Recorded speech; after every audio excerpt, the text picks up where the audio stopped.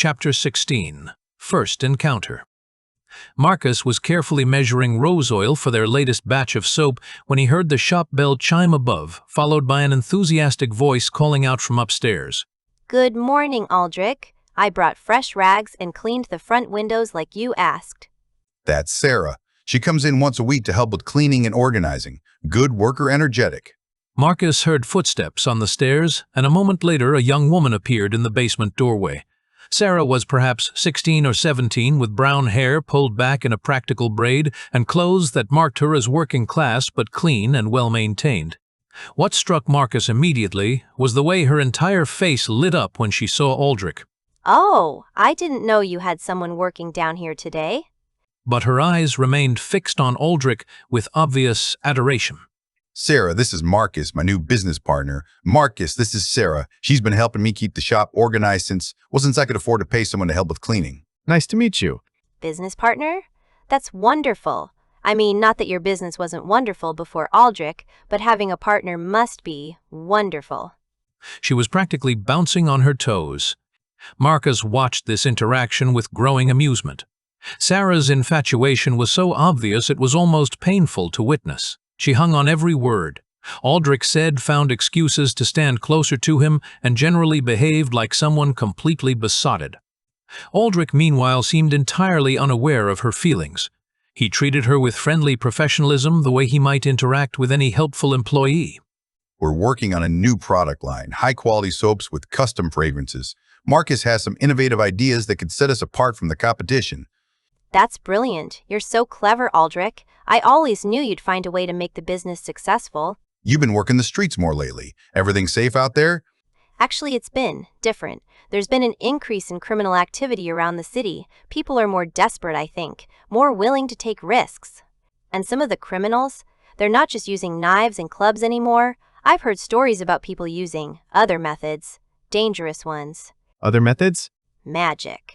I know it sounds crazy, but some of the robbery crews have people who can do things, change themselves, throw fire, make things happen that shouldn't be possible. Marcus felt a chill. If criminal gangs were starting to employ magic users that changed everything about the city's safety... Are you certain about this? I've seen it with my own eyes. Last week I was delivering some cleaning supplies to a shop in the merchant quarter. 3 men tried to rob the place, and when the shopkeeper resisted one of them, his hands caught fire. Real fire. He didn't get burned, but everything he touched did. What happened? The shopkeeper paid them. What else could he do? You can't fight fire with ordinary weapons. Marcus and Aldrich exchanged glances. This was exactly the kind of information that could be crucial for their business planning. Sarah, if you hear more about this kind of thing, will you tell us? We need to know what we're dealing with if we're going to operate safely in this city. Of course. I'll keep my ears open. I know lots of people who work in different parts of the city. If there's trouble brewing, I'll find out about it. After Sarah had finished her work upstairs and left with promises to return the following week, Marcus couldn't resist commenting. You know she's completely in love with you, right? Sarah, don't be ridiculous. She's just enthusiastic about her work. Aldrich, she practically melts every time you speak to her. You're making it obvious that you don't notice her interest. Even if that were true, it doesn't matter. I can't think about romance with common girls when I'm trying to prove myself worthy of someone like Laura. You mentioned Laura before, the merchant's daughter you're hoping to marry? Lara Brightmore, most beautiful woman in Drakmore from one of the wealthiest merchant families. She gave me her handkerchief at the Harvest Festival last year, and we've exchanged words at social gatherings. A handkerchief? I tried to keep the skepticism out of my voice. It was embroidered with her family crest. Personal. She wouldn't have given it to just anyone. I decided not to point out that giving someone a handkerchief wasn't exactly a declaration of love. Instead, I said, "What about Sarah? She seems like a genuinely kind person." Sarah is lovely, but she's a commoner, Marcus. I need to marry someone who can help rebuild my family's position. Someone with connections, wealth, social standing. It's not about feelings, it's about survival. Before Marcus could respond, Sarah's voice drifted down from upstairs. She'd apparently returned for something she'd forgotten. Oh, Aldrich, I was wondering.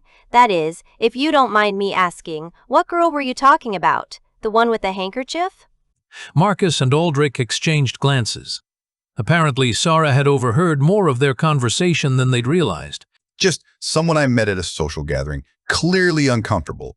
Oh, There was a long pause. She must be special. Yes, quietly, she is. She is. Marcus heard Sarah's footsteps retreating, and a moment later the shop bell chimed as she left. The sadness in her voice had been unmistakable. You're going to break that girl's heart.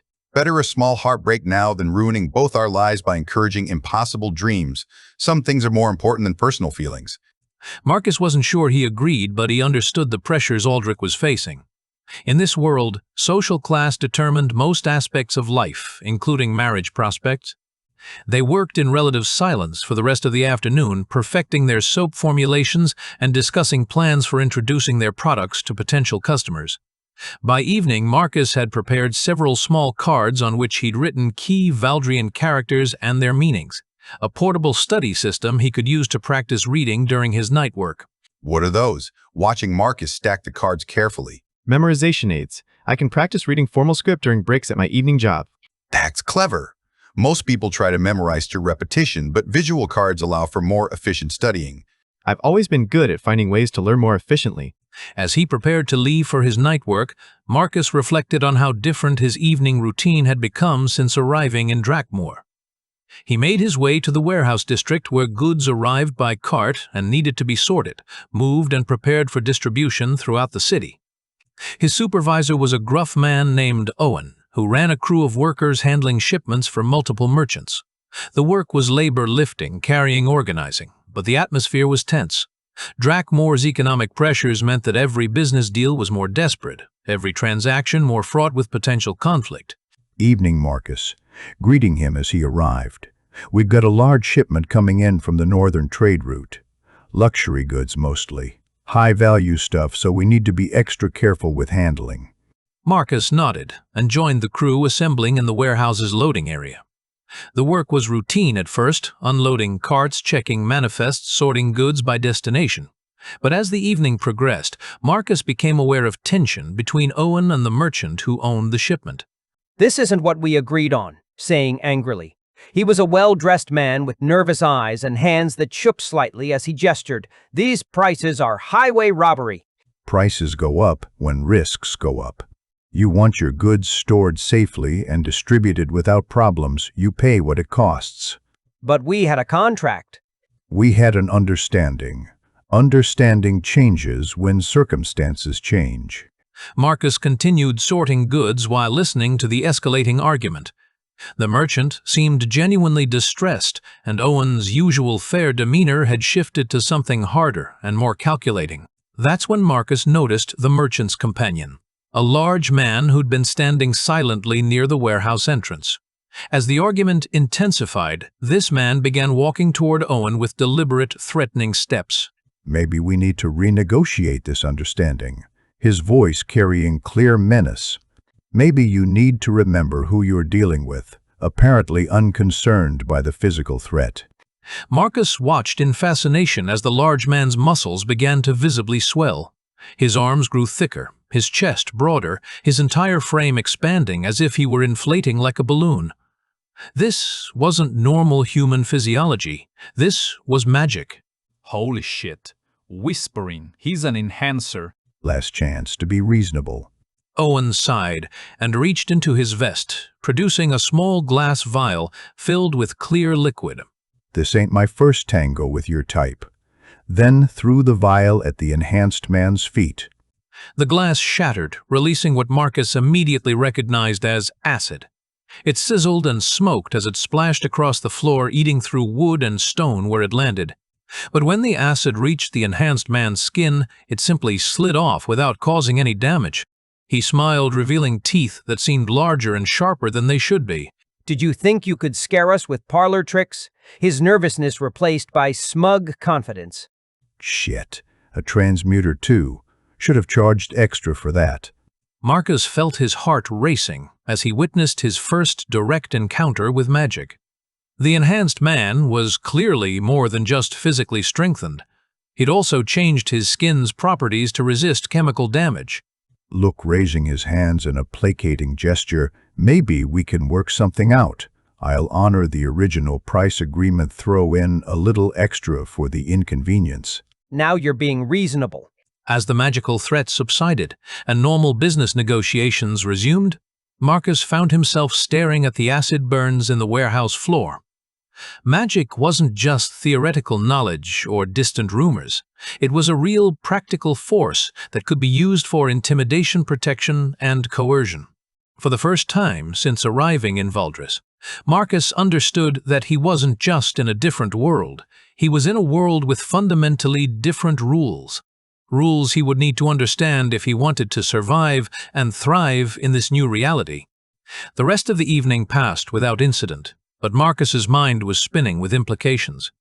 If individual merchants could employ magical muscle for business disputes, what did that mean for his own ventures? How did magic factor into commerce, politics, and daily life in ways he hadn't yet realized? As he walked home through Drakmoor's quiet streets, Marcus found himself looking at the city with new eyes. Magic changed everything, and he was just beginning to understand what that meant for his plans.